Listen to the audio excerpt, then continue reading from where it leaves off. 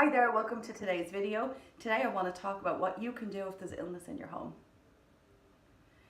So you're more than welcome to today's video. It's not the most pleasant topics to be recording about, but as a mother we're faced with this, any amount of times in a year. It's currently October as I'm recording this, and this is traditionally a time of year where, people can get lots of viral infections. There's lots of change in weather, so there's head colds. People are, sweating 1 minute with the strong winter sun, and then they're taking off layers to kind of cope with that, and then it's lashing rain. We've had storm, we've sunshine today. So, it's mixed weather is going to give kind of these different types of ailments as well, like flus and head colds. So, obviously your basics, your hand hygiene is of utmost importance. You can buy those little hand sanitizer tubes. They're only a couple of pence in a pound shop or in Lidl or something like this. So you don't have to spend exuberant amount of money, but you do really need to have stuff like that. One of the things I like to do, and I do this as a deep clean anyway, but when the sickness in the house, I tend to go a little bit overboard, is Dettol down all the worktops and surfaces, the table. I just try to get that disinfectant kind of and kill as many germs as we can. Sometimes I like to put a little table runner out on the table, and when there's illness in the house, I don't. Just like to try and keep something that I can just keep it wiped down and clean. I change the bed sheets as soon as I feel that there's illness is somewhat kind of spreading. If they're over that peak of hot and cold temperatures or whatever it is from their bodily fluids, that might kind of like from sneezing or coughing and stuff like that, that might spread. So I'll take off the sheets, put them in a boil wash, which I've just done. I've made the beds there yesterday. So those kind of things that we can do, and I'm not saying it's going to work, but like it helps.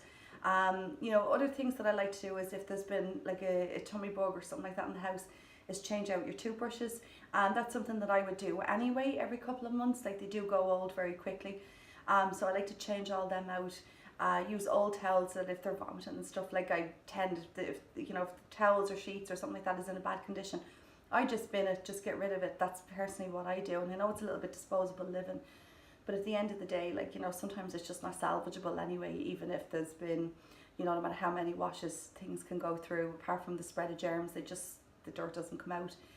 And then the last thing I just want to share is I get like a little comforts box or something that would help ease your children when they're unwell. And it could be like, for the younger boys, I would take out maybe a couple of their teddies or stuff that they like to play with when they're just kind of gentle play. If they're sick, they're not going to be doing a whole lot of play, but something that just kind of maybe distracts them a little bit from how unwell they are. And obviously just being there with them and just comforting them as well.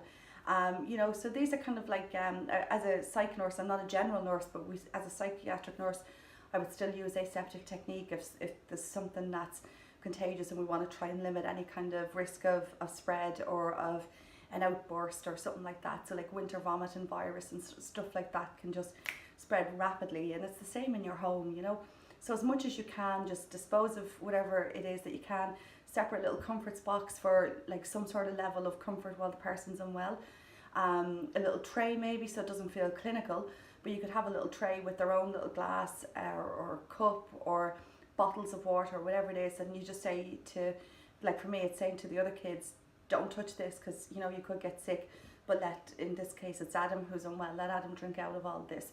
So it doesn't feel clinical, it still feels nice. And then just as a little disclaimer, I'm not a doctor, I'm not giving medical advice. I brought Adam to the doctor, he's on antibiotics for a throat infection, and he also has a really bad viral infection as well.